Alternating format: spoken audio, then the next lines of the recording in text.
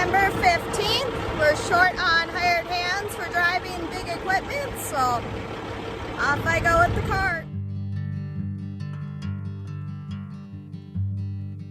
We've made it home safe and in plenty of time to get my kids off the bus, so my kids get to have a little bit of a normal schedule for a little while here again before we might have to leave again.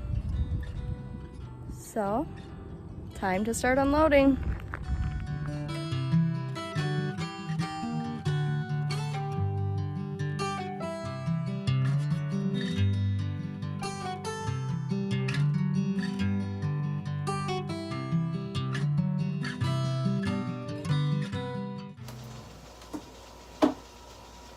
My farmer gave me some plums yesterday, so I'm going to make some plum jelly today.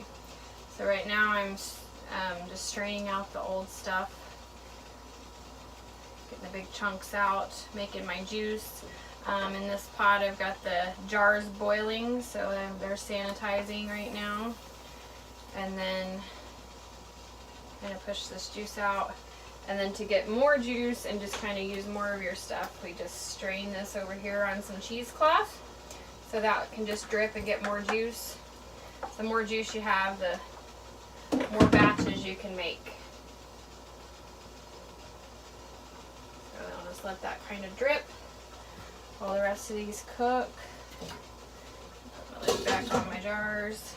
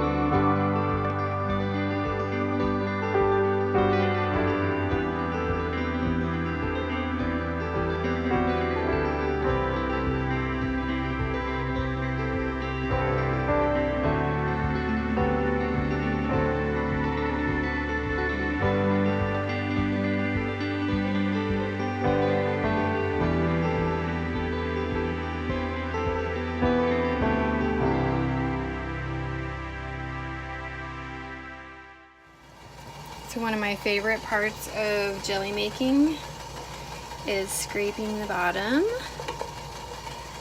and taste testing. So good. One more just for good measure.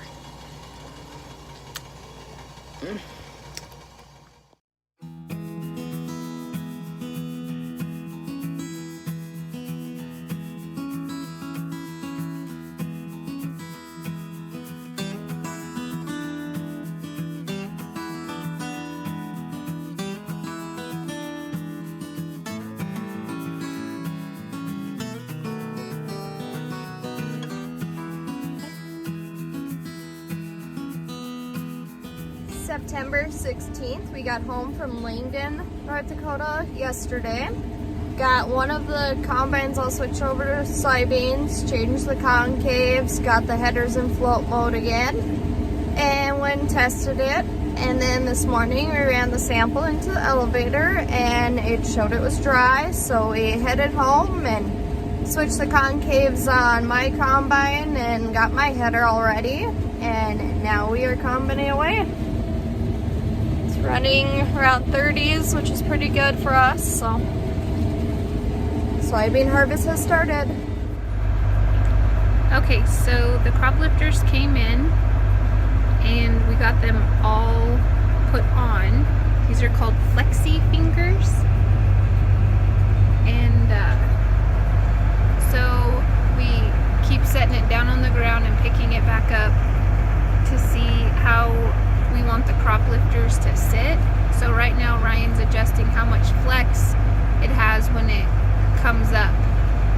It's kind of hard to explain, but when we get in the field I'll do another video. So yeah, they're on there every foot.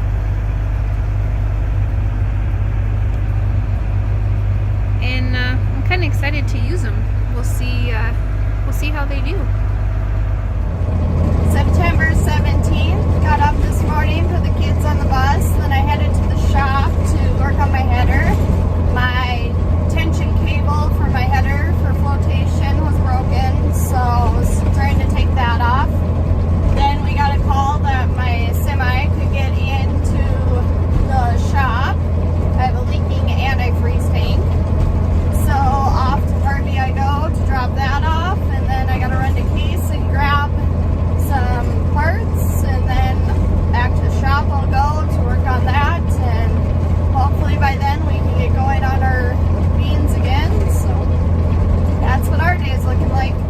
September 18th, we didn't have a very good day yesterday due to one of our combines was broke down with a fan belt and tensioner out.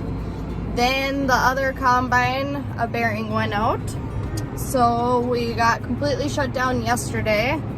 Case came out this morning and got the bearing combine going. We're running around the whole state of North Dakota pretty much to get parts to fix the other one. So hopefully by the end of the day we'll have that one going. So for now, me and Kaden are running cart. Kaden, can you say hi? We're running cart for now as the cart driver is running for parts and working in the shop, cleaning that up in between the combine getting full. So that's what we're doing today. Can you say bye-bye? Bye-bye, I go play the house.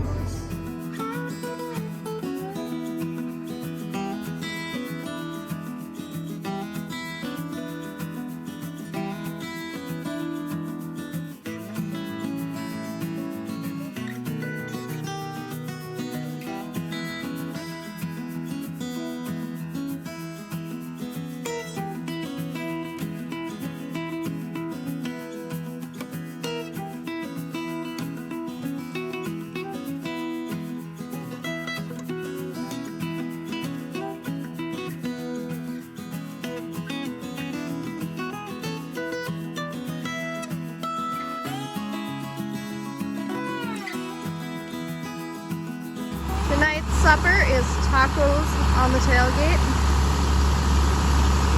There are many dangerous things in the egg business, but I do consider this being one of the most dangerous. I did have a friend in junior high get his leg caught in the auger. They were able to save his leg. And also my brother-in-law was cleaning out one of the bins up here and got his leg caught in the sweep auger. So we just always have to remember to slow down and be extra careful with everything we do. September 19th, we have both combines going. Should be able to finish up on our own beans by tomorrow, and then hopefully some of the customers' beans around home will be ready. Our crew up in West Hope is going on soybeans. I think they might be running into some green ones now, but still early in the year, so we're okay with it. And Donnybrook is still waiting on green. So soon here we will have all of our machines rolling again on soybeans.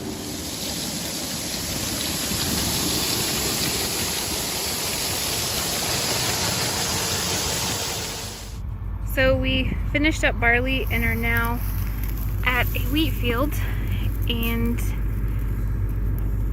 that is how flat it is. So when you drive by it, it looks like we have already cut it, but we got some crop lifters, so I think we're gonna be able to knock this out. It's gonna be a handful, I think. A lot of straw. It's organic, but this farmer does a beautiful job. I mean, for being organic, there's no weeds. It's just always beautiful.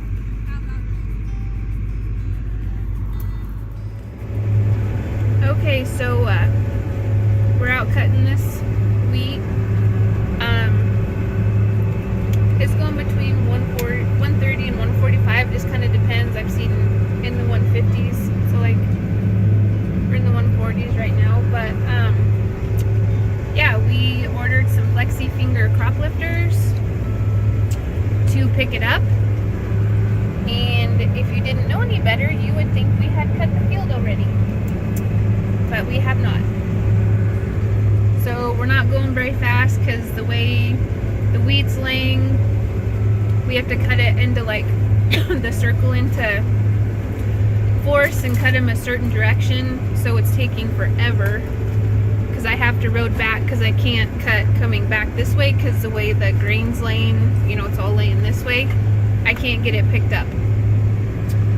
So we're getting it done.